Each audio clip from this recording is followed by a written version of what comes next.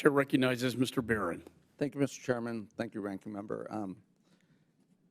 The events of October 7th are tragic.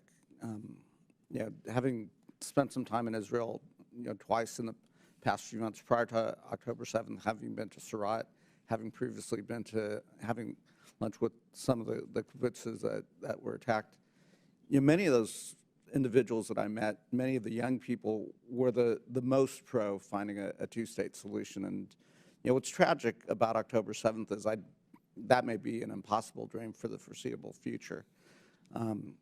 We stand with Israel. We stand with Israel's right to defend itself. We stand that Israel is a Jewish homeland. But reading an article in the New York Times this morning where they were quoting Hamas's leadership on what their intent was. And their intent and their fear was that the Palestinian cause was slipping away. It wasn't central to dialogue. They were watching our facilitated negotiations with Saudi Arabia and Israel. They were watching the Abraham Accords. And their goal was to, there's not a tactical strategic benefit to beheading a baby or killing a child in front of their parents or killing parents in front of a child. That's to provoke terror. That's to provoke a reaction. I'm just quoting Hamas's leadership. They wanted this reaction. They wanted and anticipated that Prime Minister Netanyahu, that the Israeli government, the IDF, would have to respond to this terror and a heinous attack. And Hamas, from my calculation, understood that there would be a major civilian toll, and they would want to use that, the loss of innocent Palestinian civilian life, to start to bring the Arab world back into a focus on the Palestinian cause. That they will continue to do this because it is their strategy to continue to provoke terror, to try to foment unrest in the streets. And I do worry that Prime Minister Netanyahu's response is exactly what what Hamas wants them to do, which is now also isolating Israel, and the world is creating anti-Semitic attacks on our college campuses around the world. And again, this is not talking about a ceasefire. This is a war between Israel and Hamas. We support Israel's right and actually will work with them to decapitate Hamas, erode Hamas's ability to ever perpetrate an attack like this again. But it is, and maybe this is a question for Secretary Stroul, there are other legitimate ways to prosecute this war against Hamas and perhaps minimize innocent Palestinian casualties. And I would imagine that we're in conversation with the IDF, with the Israeli government, to think about what those are, special operators, et cetera, while protecting the Israeli homeland. Absolutely, we are. Consistently, Israel is a democracy with whom we share values. They have an obligation both to take action to defend their people and their country and ensure that Hamas can never again perpetrate a terrorist act like it did on October 7th. And they also have an obligation to distinguish between terrorists and militants and civilians who deserve access to humanitarian aid and protections consistent with the law, with international humanitarian law and the law of armed conflict. The Israelis are absolutely aware and cognizant of it, and we have conversations with them every day. And perhaps for Secretary Leaf, none other than Naftali Bennett and others in open sources have suggested a different strategy, and a strategy that says Israel is going to occupy Gaza. I think our own Secretary of State has said an occupation of Gaza is not possible, and I think would be a bad strategy. Is that? Yeah, Congressman, in fact, I'd love to quote a few things that Secretary Blinken said today in Tokyo at the G7 ministerial, because it gets to a number of points that you've made. He said the only way to ensure that this crisis never happens again is to begin setting the conditions for durable peace and security, and to frame our diplomatic efforts now with that in mind. The United States believes key elements should include no forcible displacement of Palestinians from Gaza, not now, not after the war. No use of Gaza as a platform for terrorism or other violent attacks. No reoccupation of Gaza after the conflict ends. No attempt to blockade or besiege Gaza. No reduction in the territory of Gaza. And I would add to that a few affirmative principles that I know the Secretary feels very strongly about and that inform our approach now, and they will certainly inform our approach after, which is that, as I said earlier, Palestinian people have to be at the center of post-conflict governance. The West Bank and Gaza must ultimately be treated as a common polity, if you will.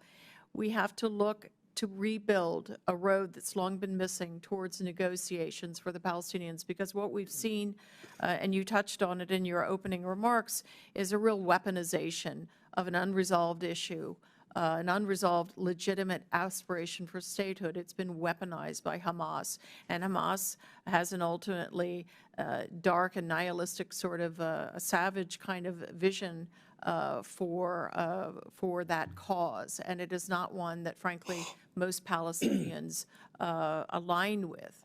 But Hamas and other members of Iran's so-called axis of resistance are very much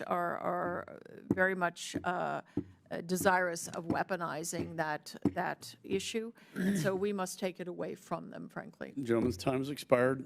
Chair recognizes Mr. Wilson. Thank you, Mr. Chairman. And Assistant Secretaries, your service of State and Defense has never been more important. It's really bipartisan. We want you to be successful. We want the President to be successful. It's critical for American families that you be successful. I'm very grateful with the leadership of Chairman Mike McCall, the Ranking Member Greg Meeks. It is bipartisan that we want you to succeed. But it's so critical because, indeed, I believe the Washington Post is correct last week when they cited that American families are at greater risk today of another 9/11 mass murder than ever. And so we've just got to be together and get these issues addressed. And to me, it's perfectly sadly clear that we're in a war we did not choose, of dictators with rule of gun invading democracies with rule of law. And it's an axis of evil. It began with the war criminal Putin when he conducted mass murder on February 24, 2022, invading Ukraine. It then, on October 7th, we know the massacre by the Iranian puppets who came in to massacre the people of Israel. Just so clear, so sad. And we also know the Chinese Communist Party has indicated that Taiwan, 24 million people, do not exist. We've just got to be working together, and I am just so concerned that all of this leads to death to Israel, death to America, being American families. And then, indeed, Madam Secretary, when you mentioned about Hamas and their perverted view of the world, indeed, American families and also civilization should know that the Hamas Covenant of August 18, 1988, in the midst of insane provisions, is Article 7, quote, "The day of judgment will not come about until Muslims kill Jews, fight Jews, and kill them.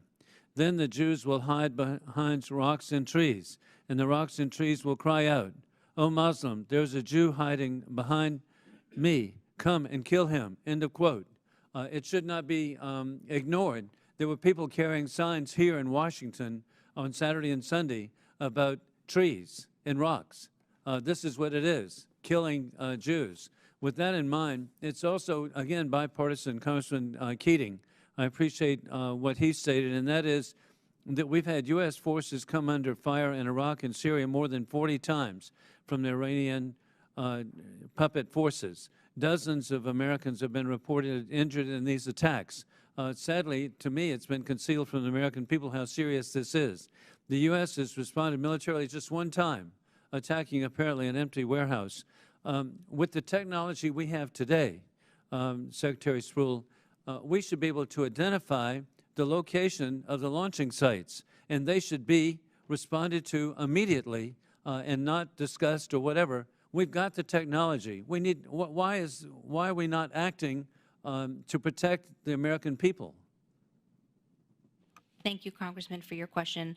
President Biden has been clear that he has directed self-defense strikes in protection of our forces and will do so again. There is no higher priority. It is quite clear that Iran and its proxy groups are escalating against U.S. forces in Iraq and Syria, and we have a range of options at our disposal to defend ourselves. And indeed, I have a staff person in the region. I'm so concerned, and all of us have family members. My 4 sons have served in Iraq, Egypt, and Afghanistan.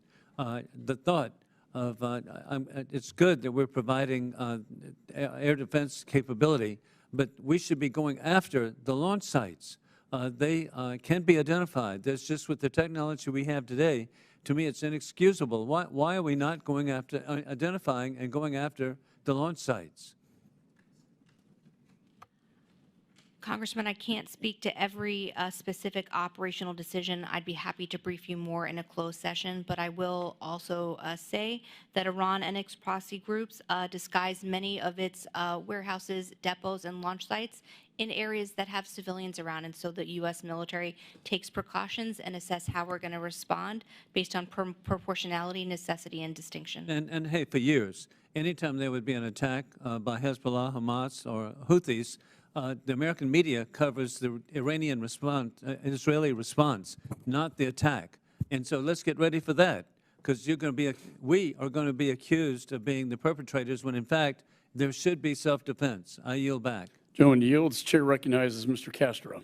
Thank you, Chairman. I think that all of us, or almost all of us, were shocked and enraged by the attack on October 7th.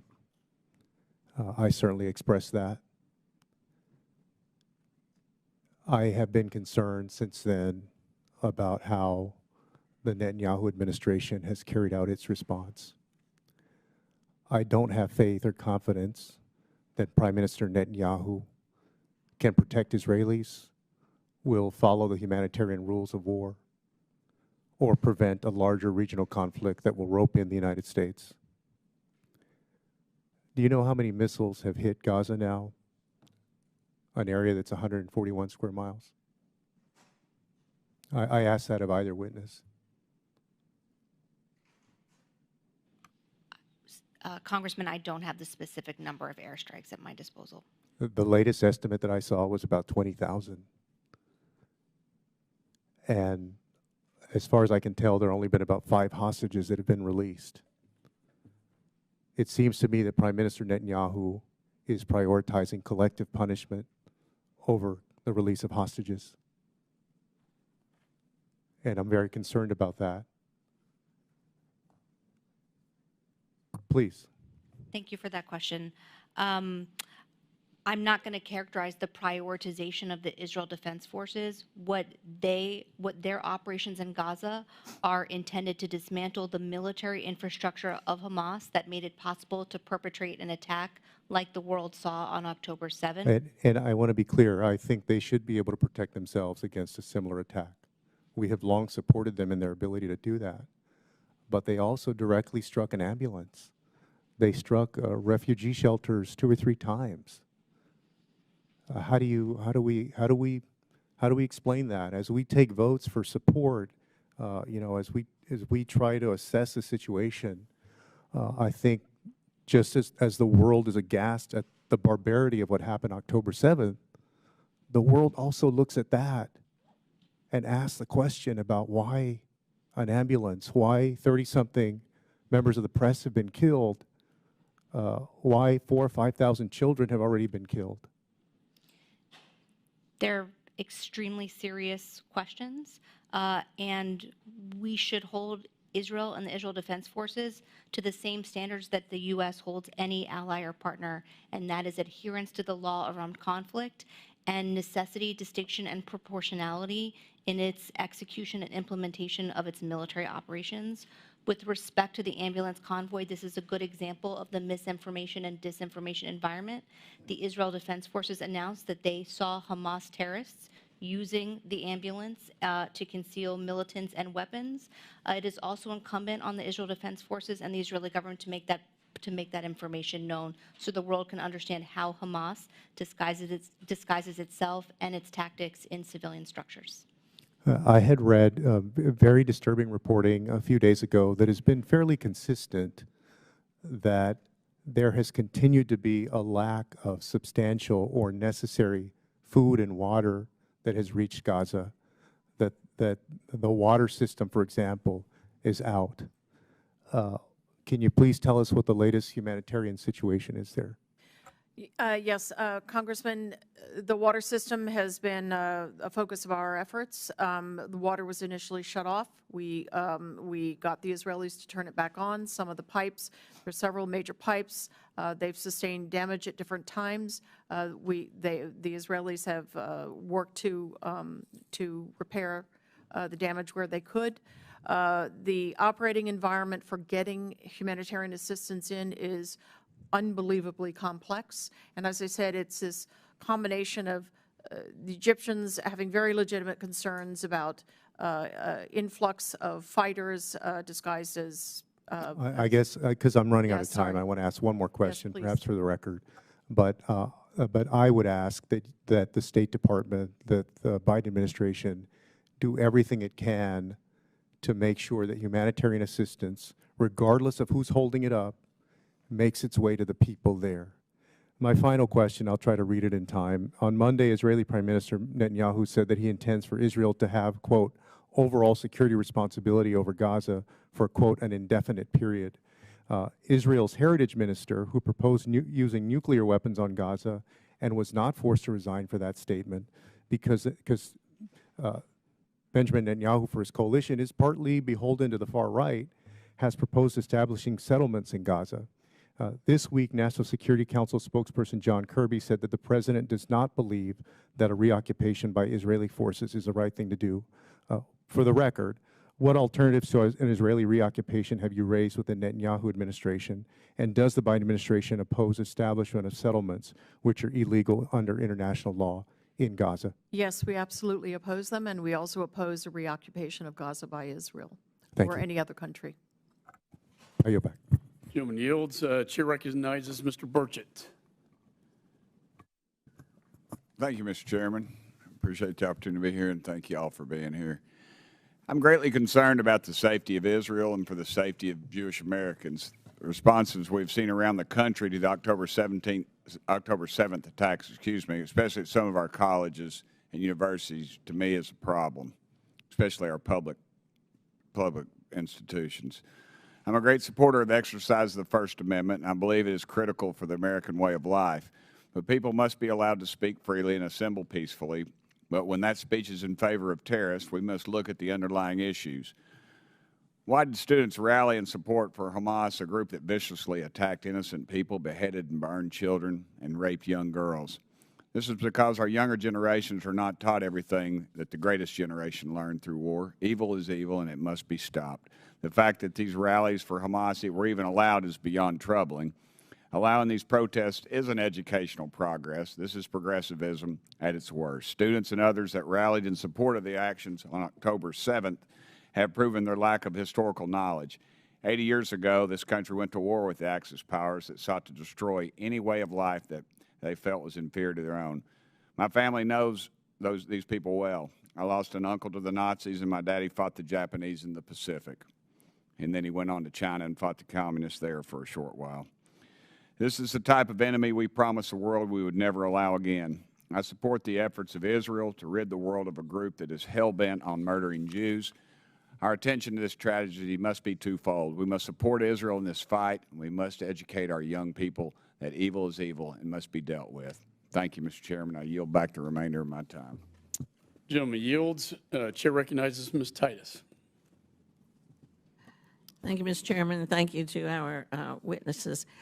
As you have heard all of us say, but I'll say it for the record myself, on October 7th, we all watched in horror as Hamas terrorists murdered, tortured, raped, and kidnapped over 1,400 Israelis. 32 Americans were also killed in that attack. This grotesque assault on our closest ally in the region deserves universal condemnation from every member in this body.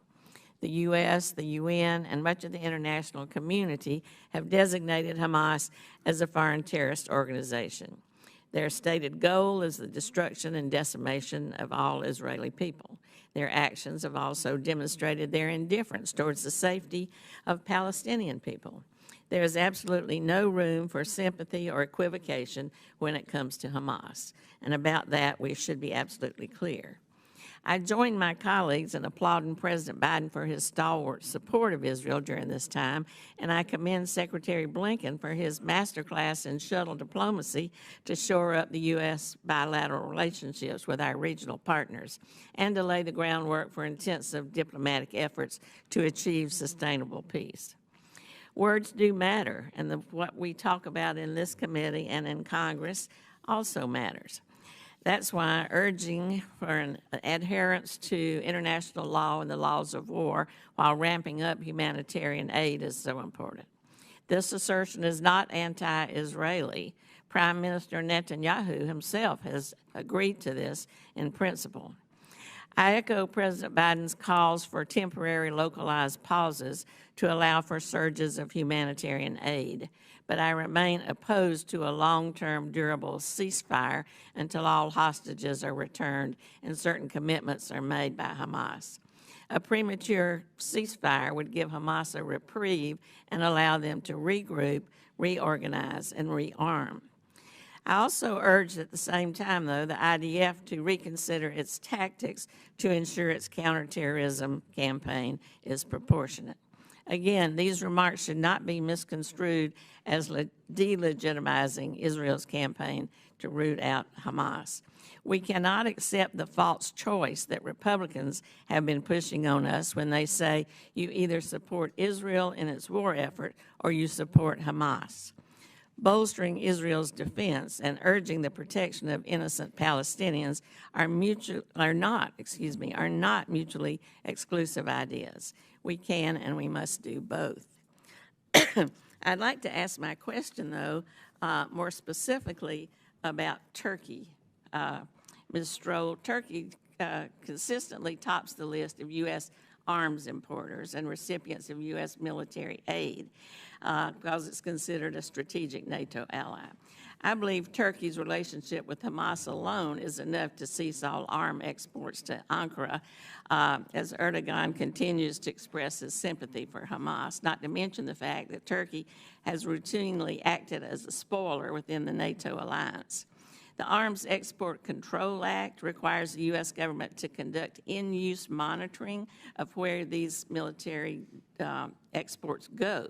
I wonder if there have been any indications that Turkey's relationship with Hamas has resulted in the transfer of weapons of U.S. origin to Hamas by Turkey, and how is the U.S. government able to ascertain and deal with that? Thank you for your question, Congresswoman. As part of any foreign military sale to any partner or ally, there is robust end-use monitoring for how those weapons are used. We have no indication that anything provided to Turkey has fallen into the hands of Hamas. Well, that's reassuring. I would just ask you, too, how you are balancing the relationship with Qatar and Turkey in terms of their assistance with hopefully getting out some of the hostages and their having Hamas leadership within their boundaries, visiting. Congresswoman, what I would say is the following. Qatar and Egypt, but especially Qatar, have been profoundly involved in the relentless quest to secure the release of hostages, foreign hostages, Israeli hostages, the whole lot.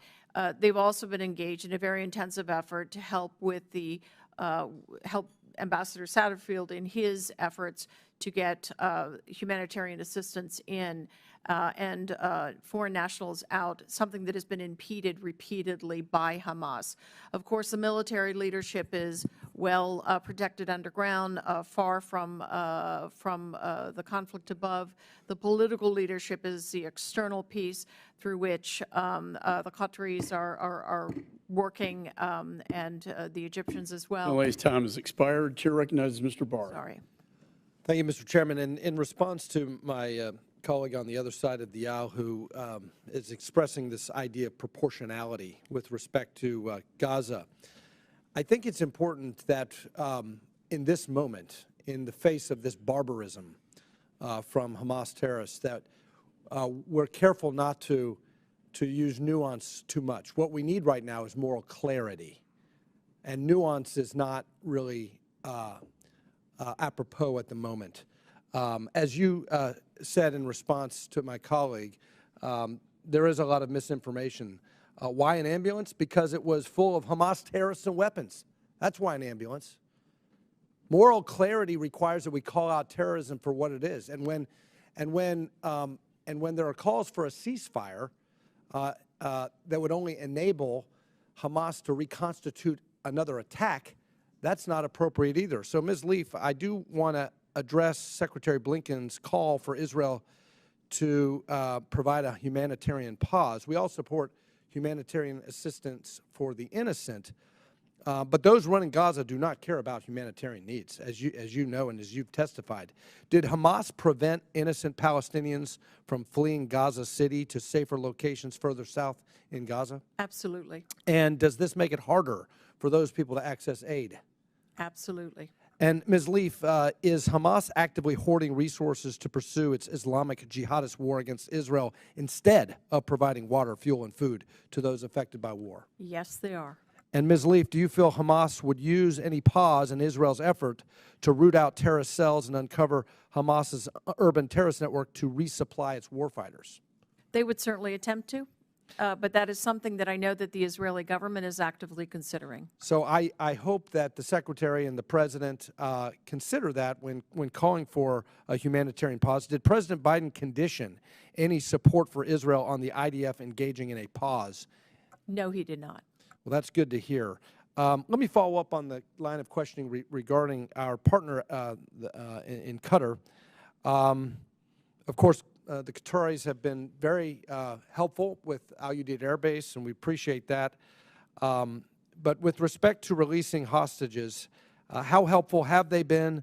Are they using their considerable leverage to seek the release of all hostages immediately? They absolutely are. They've worked at it relentlessly. The problem is who they're talking to at the other end of the phone line. It's a real question as to whether Yahya Sinwar is serious in any degree about releasing those hostages. And is the Hamas office in Qatar seeing any pressure from the Qatari government? Absolutely. It's good to hear. I do think the Qataris are important partners for us, but we want to make sure that we emphasize to them how helpful they can be in this moment. They want to be kind of the Switzerland of the Middle East. They can be very, very helpful in this moment, and I appreciate us taking advantage of that relationship. Taylor Force Act, real quick, Ms. Leaf, with the war ongoing, how are we ensuring that any U.S. support to NGOs operating in Gaza are not violating the Taylor Force Act? Are we seeing any support for the families of Hamas terrorists killed during the invasion of Israel in exchange for their participation? We are not seeing any of that, and we have asked the question and received the right assurances. Is the administration reconsidering this idea of providing assistance to NGOs, supposedly pro-Palestinian NGOs, as a way of bypassing or circumventing the Taylor Force Act? We do not bypass or circumvent the letter or the spirit of the Taylor Force Act. I just think there ought to be some analysis of aid that may not go to the Palestinian Authority, but nevertheless goes to NGOs that could serve as a kind of proxy for martyr payments. And so I just want rigorous oversight from the State Department so that both the spirit and the letter of Taylor Force is complied with. I can assure you of that, Congressman. Finally, this issue of sanctions relief and the Financial Services Committee, we had a very important testimony about the $16 billion that was unfrozen, both in terms of the South Korea deal with the hostage deal and also the $10 billion held in Iraq to pay off Baghdad's debts for its purchase of Iranian natural gas. It's a lot of money that has been basically effectively sanctions relief delivered to Iran as a result of this administration's policies. Is the Biden administration reconsidering chasing sanctions relief with Iran in light of the events of October 7th? I'm sorry, I didn't understand the verb you use. Is the Biden administration changing? Chasing sanctions relief with Iran. Has the administration reconsidered that course, that policy, given October 7th and the events that have occurred. So the monies you referred to from South Korea that have been moved to different accounts that will be put through a rigorous metered process that will only be spent on humanitarian goods, food, and medicine and so forth, that is not altered. That was an arrangement set up by the previous administration, and we are rigorously applying the same restrictions to it. The money has not moved. The monies you referred to for natural. I'm sorry. I'm just, in fairness to the witnesses and to the other members, I want to keep this on time. My time has expired, but I think the line of questioning illustrates the point that maximum pressure was working and moving away was the wrong move. Thanks. Gentleman's time has expired. Chair recognizes Ms. Wild. Thank you, Mr. Chairman. For both witnesses, are there any updates that either of you can provide in this unclassified setting regarding the status of the hostages? I could not. I'd be happy to talk to you in a different setting. Thank you. Same for you. Okay. Let me ask you this. Is the administration in continuous contact with the Israeli government about the status of the hostages, and can we be assured that the administration will provide whatever assistance may be helpful in that effort? 24/7, I can assure you. And yes, we are providing all support. Thank you. Moving on, ever since these horrible attacks, which don't need to be further described because we all know exactly what we're talking about, happened on October 7th. I personally have felt devastated. So many Americans have, as well as people around the world. I felt that both as an American and a member of Congress, but also as a Jewish American. But that heartbreak has been amplified by horrific cases of both Palestinians and Jewish Americans being targeted here in the United States, including the unthinkable murder of Wadi al-Fayoum, the 6-year-old Palestinian-American boy in Chicago, as well as the death of a 69-year-old Jewish man, Paul Kessler, after he was injured during an altercation at a rally or competing rallies while he was peacefully waving an Israeli flag. And that obviously is of deep concern to all of us for the safety of Americans generally, for the safety of people with Palestinian or any kind of Arabic background, as well as people who are Jews. And my concern is that in this climate, rhetoric that equates everyday Palestinians, civilians, let's just call them civilians, to Hamas, including at times in this body, Congress, is not just morally unacceptable, but it's also tantamount to actively endangering the lives of our fellow Americans. And I will say that as a representative of a district that includes a vibrant Jewish community, as well as a vibrant Palestinian American community and other Arab American and Muslim communities, these issues are really personal to me and many of my constituents. So first let me ask whether both of you agree with the premise that Hamas is a terrorist organization. Absolutely. Yes. Okay, thank you. And would you agree that the rhetoric that equates Palestinian civilians or Palestinian Americans with Hamas is rhetoric that actually strengthens Hamas and undermines Israel's security by feeding into their propaganda that Hamas is a legitimate representative of the Palestinian people?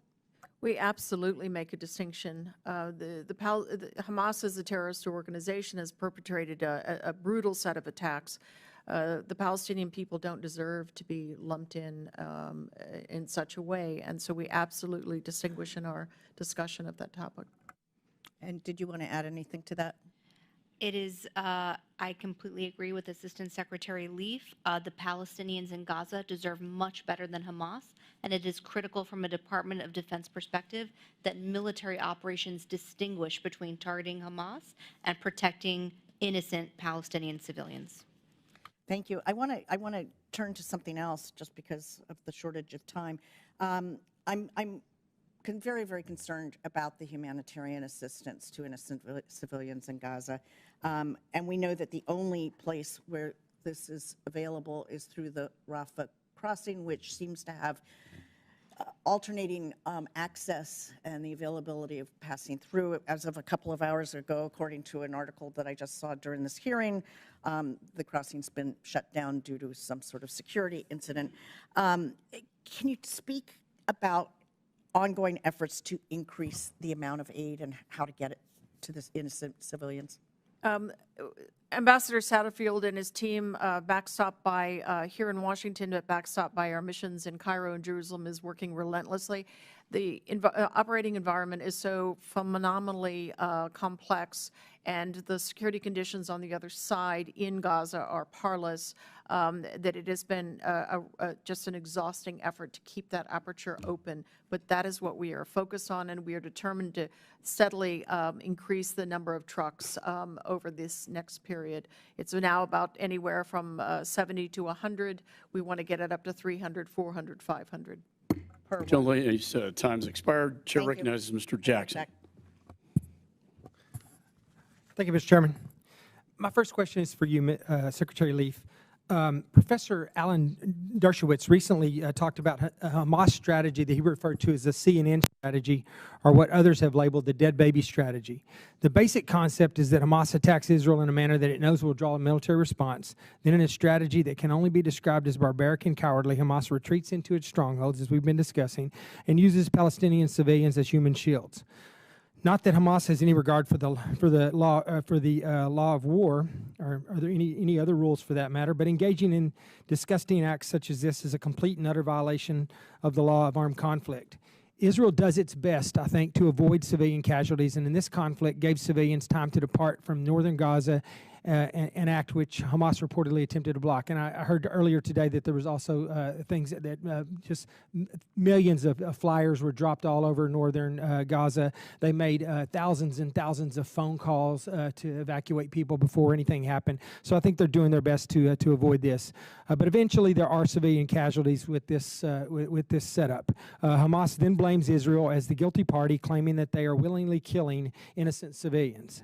The success of this CNN strategy depends on the mainstream media, and unfortunately, perhaps members of Congress, as we recently heard here with the ambulance comment, which anyone who knew of the ambulance story certainly knew that it was filled with Hamas fighters, because every story I saw on every channel, they were grouped together. So anyways, but it relies on them buying into this narrative and allowing itself to be used as a tool of Hamas. So Secretary Leaf, I was just wondering, what efforts, if any, is the administration undertaking to ensure that Hamas in their CNN strategy is ineffective? Specifically, what is the administration doing to push back on Hamas' false narrative and to show American people in the world that Israel has an inherent right to self-defense, that Israel's current operation is on solid legal footing, and that Hamas is the one that is violating the law of war in numerous ways? What are we doing to stop this spread of this misinformation? Thank you, Congressman. You know, the point of Hamas's operations is terror. Full stop, and they are masters at propaganda, as you note. The good news is that most governments around the region well recognize what kind of entity that that we're dealing with. The publics are inflamed. There's no question. The publics are inflamed by images of mounting casualties, and that's an issue across the region. We are in a constant tempo of direct engagement discussions, public affairs efforts to really set the record straight. But it is quite a challenging environment for just the reasons you cite. Thank you. I appreciate it. I'll be doing your best you can, but I think it's going to be more important as time goes on to up that game a little bit, because as this war goes on, that narrative is just going to grow and grow. Ms. Stroul, my next question is for you. The Biden administration recently presented testimony before this committee explicitly asking that Congress not include Iranian-backed proxies in a new authorized use of military force that we're considering. Since, as you noted in your opening statement, Iran-backed proxies in Iraq and Syria have launched at least 41 attacks on U.S. service members, while Hamas and Hezbollah continue to attack our friend and our ally Israel on a daily basis. Given the increased threat posed by Iranian-backed groups and proxies, has this administration's position on whether to include Iran-backed groups and proxies in a new AUMF changed? Thank you for your question, Congressman.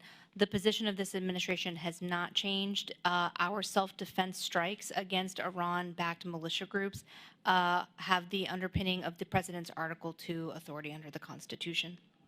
Okay. I guess that's a question for a later day. I would think that if we're going to include other groups, that maybe this would be one of the ones that we'd want to include as well, despite what you stated there, since they seem to be one of our biggest threats right now.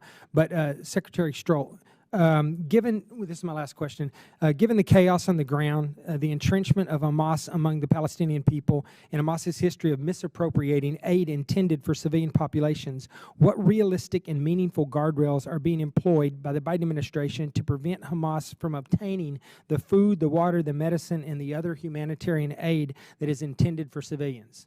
I'd be happy to take that one, Congressman.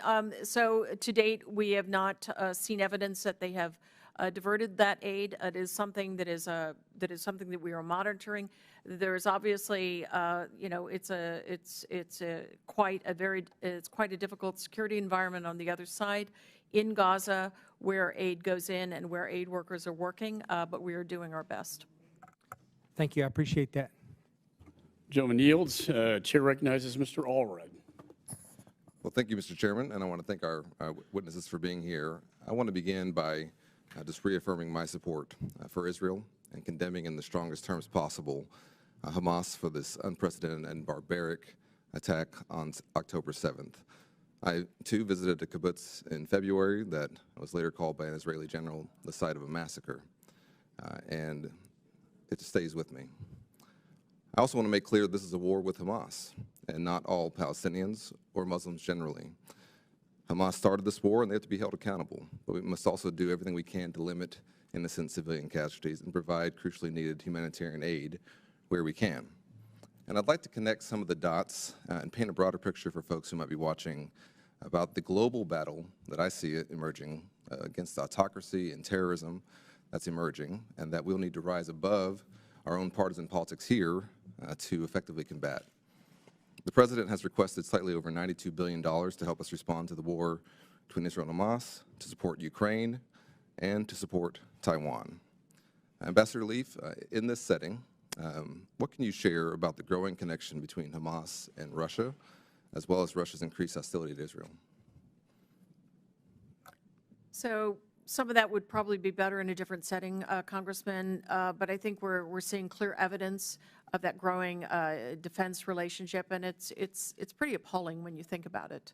Russia has already clearly developed an arms relationship with Iran, but now they're doing so with a terrorist organization.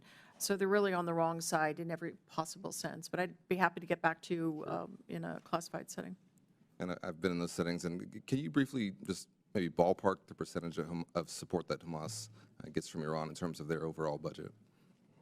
I don't have those figures offhand. I think it's grown over time, but you'd also have to count in just lethal aid and training. There's a whole complex of support. But the that connection Iran is has provided. pretty well established. Yes, it obviously.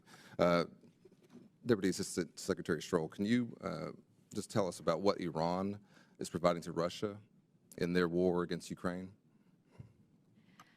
Our Defense Intelligence Agency has actually declassified significant amounts of imagery demonstrating that one-way attack unmanned aerial vehicles, UAVs, that Russia is using to attack civilians and civilian infrastructure in Ukraine is actually of Iranian origin. So Iran is providing weapons, training, and technical know-how to Russia for its war of choice in Ukraine. Yeah.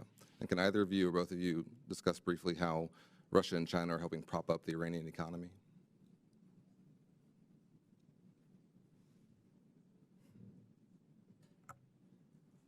I would have to get back to Sure, you okay. with some figures on that. I've drawn a blank on that. Yeah, okay, that's fine. Well, as I see it, what we're dealing with here is the need to respond to an international axis of rogue states, terrorists, and dictators, And this can be seen, of course, as we've discussed, through Iran's support for Hamas and its proxies, along with the Kremlin's warming relations with terrorist organizations like Hamas, Russia's reliance on Iran, as you mentioned, in their war in Ukraine, and Iran's reliance on Russia and China. Even North Korea is providing munitions to Russia, and that's why we need to pass this supplemental bill, and that's what brings together these overarching conflicts. Deputy Secretary Stroul, you noted earlier in your testimony the presence of our carrier fleets and the recent arrival of an Ohio-class nuclear sub in the Mediterranean. My understanding is that 9 senior military positions in the command responsible for the Middle East are caught up in the current blockade by a senator of military positions. What impact has that had on our ability to respond to this conflict? What it has done is erode the morale of our military leadership who have been nominated for other positions. We have, for example, our senior defense official in Israel is nominated to be promoted to a 1-star representative and has not. So when at a precise moment in time where we would want our best and most senior leadership on the ground working with the Israeli Defense Forces every day, his nomination and promotion is held up by the holds in the Senate. Yeah. Well, I would just note that we are, I think, 9 days away from a potential government shutdown. Our new speaker has chosen to put forward a partisan bill that for the first time conditioned aid to Israel. When this attack occurred on Israel, we did not have an ambassador in place to Israel, Egypt, Kuwait, Lebanon, or Oman. Our partisan politics are getting in the way of our ability to respond to this crisis and support our allies. And I put forward that we should put that aside to help us deal with this crisis. Thank you for your presence today. Thank you very much, Congressman Cullen Allred. And we now proceed to Congresswoman Young Kim of California. Thank you, Chairman. I'm glad that we have you here to speak to us as we continue to show our support for Israel. But I am concerned that there is an increased attack on U.S. troops by the Iran's proxies in Iraq and Syria. And last week, the number of reported injuries service members doubled. I want to ask you, was it because there were additional attacks or because initial number of injuries were underreported? Thank you so much, Congresswoman, for that question. What it indicates is that some of the injuries became more apparent over time. So there was initial monitoring, many of the forces returned to duty, and then reported symptoms after, and that is why you saw an increase in the number. Okay. What is your assessment of Houthis' involvement in the war against Israel? And what is driving their attacks? Thank you, Congresswoman, for that question. It's a good one. Look, they are, as a movement, very ideologically committed to a sort of death to America, death to the Jews, death to Israel sort of outlook on the world, shall we say. They have thus tried to enter into the fray, largely unsuccessfully, thanks to the good efforts of our U.S. military. Can you talk about how that impacts our U.S. national security interest in Red Sea, like freedom of navigation? It's a direct threat. Do you have any thoughts? I agree it's a direct threat, and I would note it's specifically why one of the core U.S. interests in the region is freedom of navigation, and we have been very clear in the last several days about sending the USS Carrier Strike Group Eisenhower through the Suez and through the Red Sea, as well as the USS Florida, the nuclear-guided submarine. Thank you. You know, the Gaza Strip is a notoriously difficult military operating environment, given the defense urban terrain and expansive tunnel network. Still, the IDF has significant combat advantages over Hamas, and they've made substantive progress in the first days of what will likely be a lengthy ground operation. I want to ask you if the administration is prepared to support Israel throughout the duration of its campaign to defeat Hamas. From President Biden to Secretary Blinken to Secretary Austin and on down the chain, the commitment to Israel's security and having it ensuring that it has what it needs to defend itself from terrorism is ironclad. Okay. You know, there is a bipartisan consensus in Congress that the Islamic Revolutionary Guard Corps be designated as a terrorist organization by the EU. How is the administration proactively working with our EU allies to accomplish that bipartisan goal? It is a topic of discussion, and we certainly support that. Great, thank you. And I would like to yield the remaining time to my colleague, Mr. Mills. Thank you so much for that. I wanted to follow up. You know, we had a colleague of ours just recently on the other side that was talking about how these ambulances are being struck or these buildings are being struck. And I just wanted to put that in perspective. Of the entire Gaza area, there's about 260,000 structures. Is that correct? You've got me. I know the sort of the general dimensions of the Gaza Strip and the population and so forth. I don't know the exact count on. Well, my understanding is that of the 260,000 structures, about 9,500 have had any structural damage or have been actually targeted as a result of IDF utilizing it to go after weapon caches or to focus on terror tunnels or to look at areas where key Hamas leadership is. And I just want to paint that perspective because that's only about 3% of the entire area, and when you see mainstream media, they try to paint it as if it is an entire demolition of all of Gaza, and it's just a false narrative. The last thing I want to ask is are you aware of a gentleman named Salih al-Jafarawi? No, I am not. He is a Bollywood actor. Are you aware of Bollywood? So Bollywood is essentially where certain crisis actors, he's a very interesting gentleman because at 25 years old, he's apparently a radiologist, a singer, a Hamas fighter, a doctor, and he's actually been killed and was resurrected. So quite an interesting individual. The reason I mention this is because he's about as real as the ghost of Kiev. He has legitimately gone forward and utilizing this misinformation and propaganda warfare is continuing to try and look as if the U.S., the Department of Defense, and the IDF is in some way just indiscriminately killing civilians, which we know is to be false.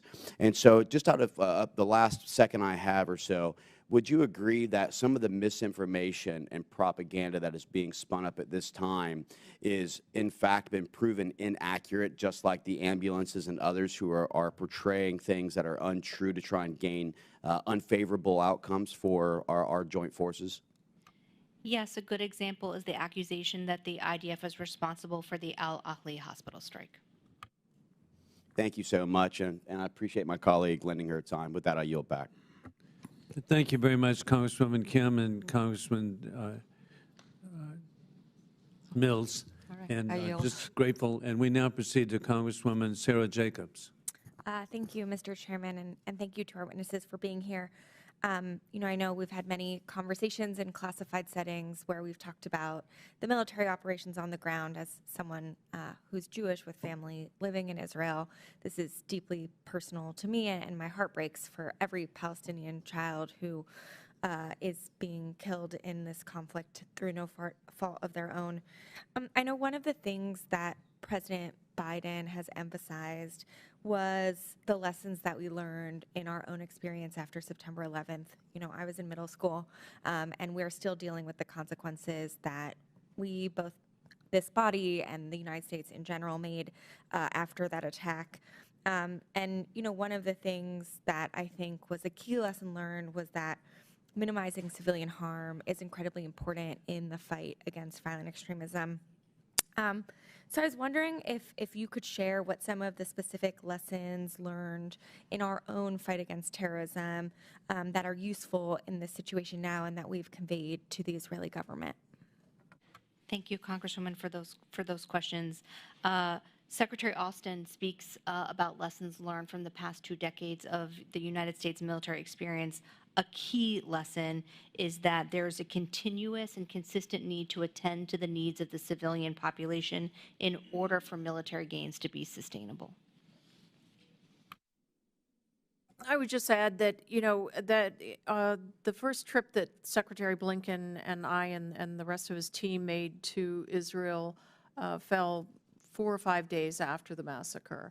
And I can only say that both the leadership, the country more broadly, but the leadership was in a state of shock and deep trauma, and that trauma is still there.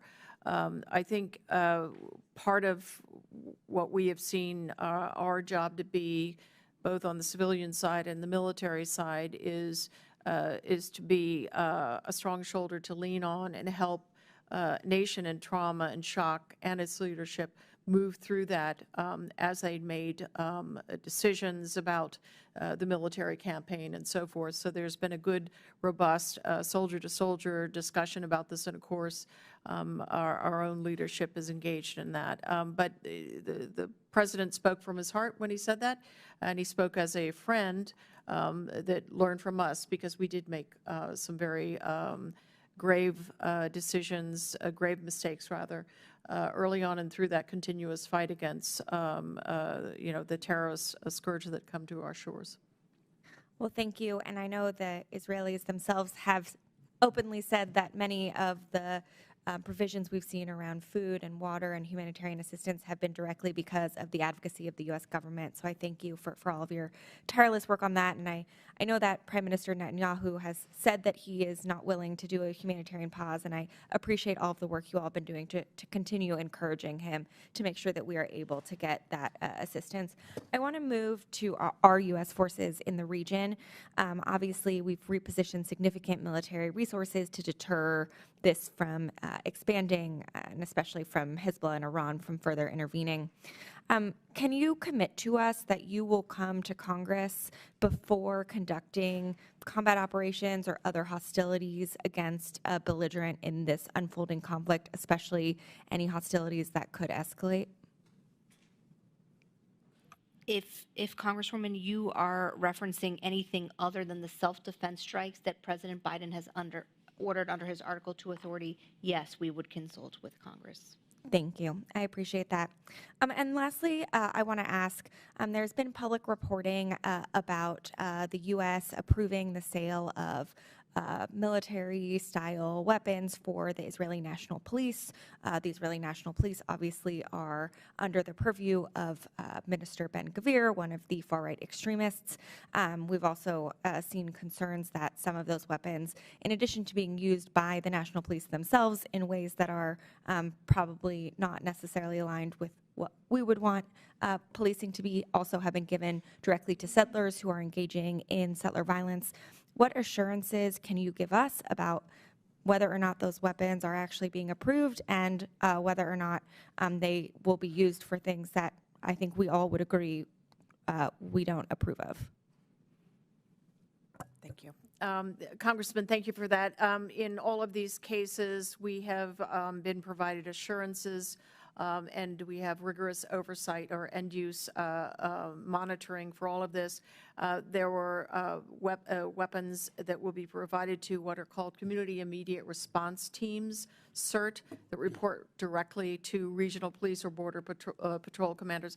They will, and they supervise the use of those, and and to the personnel who are volunteers for these organizations, and it is only within Green Line Israel, but we have an elaborate set of assurances on that.